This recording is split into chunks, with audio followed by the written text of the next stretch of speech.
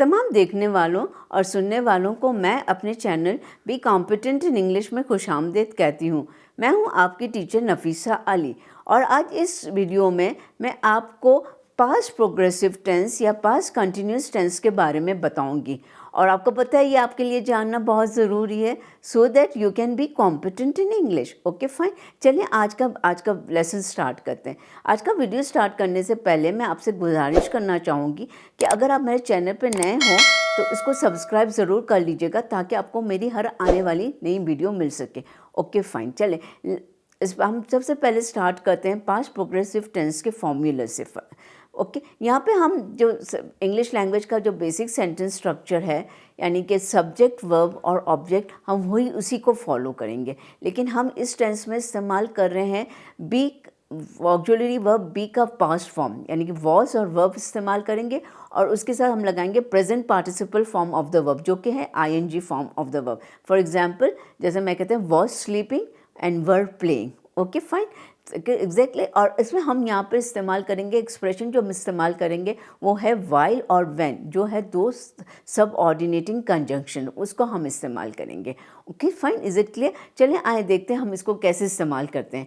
बस past progressive tense जो होते हैं वो हम इस्तेमाल करते हैं पास्ट में उन वाक़यात की बात करने में जब पास्ट में दो काम एक साथ हो रहे हों, जब माजी में दो काम एक ही वक्त में हो रहे हैं, उनकी बात करने के लिए हम पास्ट ये टेंस इस्तेमाल करते हैं। फॉर एग्ज़ाम्पल मैं ये कहती हूँ कि आई was studying while my mother was cooking in the kitchen, यानी कि जब मैं पढ़ाई कर रही थी उस वक्त मेरी अम्मी को किचन में खाना पका रही थी। ओके फाइन, यानी कि दो काम एक साथ हो रहे हैं। तो जब दो काम एक साथ हो रहे हों माज़ी में तो उस वक्त आपको ये टेंस इस्तेमाल करना। आप ऐसे भी कहते कि my brother was working on the computer while I was reading story book.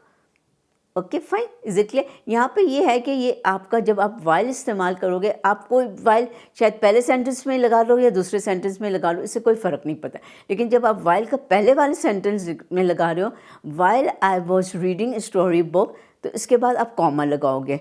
My brother was working on the computer, तो यहाँ while I was reading story book जो पहला क्लॉज ख़त्म होता है ना वाइल वाला, तो वहाँ पे आप कॉमा लगाओगे, ज़रूर लगाओ। लेकिन आप जब ये कह रहे हो कि my mother was cooking while I was reading story book, तो यहाँ पे आपको कोई कॉमा लगाने की ज़रूरत नहीं है। ओके फाइन, ये दोनों इंसिडेंट्स एक ही वक्त में हो रहे हैं। दूसरा हम प्रेजेंट पास्ट परफेक्ट का पास्ट कंटिन्यूस टेंस का इस्तेमाल करते हैं उस वक्त जब एक वाक्य दूसरे वाक्य से मैं इंटरफियर कर रहा हूँ, इसमें वजह से एक वाक्य की वजह से दूसरे वाक्य में कोई असर पड़ रहा है। फॉर एग्जांपल मैं ये कहूँगी when I was sleeping the bell rang, जब मैं सो रही थी फ़ोन की घंटी बजी, तो क्या हुआ, मेरी नींद ख़राब हो गई, है ना, ऐसा कुछ होता है ना। तो फिर तो यहाँ पे हम जब इस तरह की बात कर रहे हैं, जब एक वाक्य दूसरे वाक्य पे असरअंदाज हो रहा है, ये इस तरह कहोगे कि the rain started when I was going out, फिर आपको कॉमा लगाने की ज़रूरत नहीं है।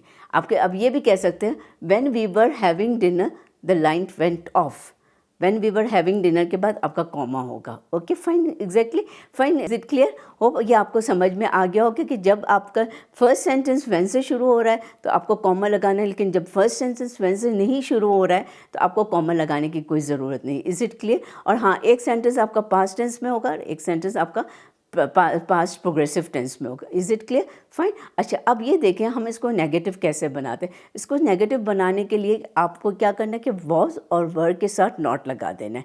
Was not and were not, wasn't और वर्ंट आप दोनों कह सकते हैं यहाँ पे।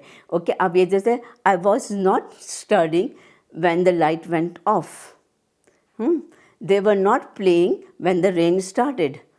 Understand? Is it clear? Fine.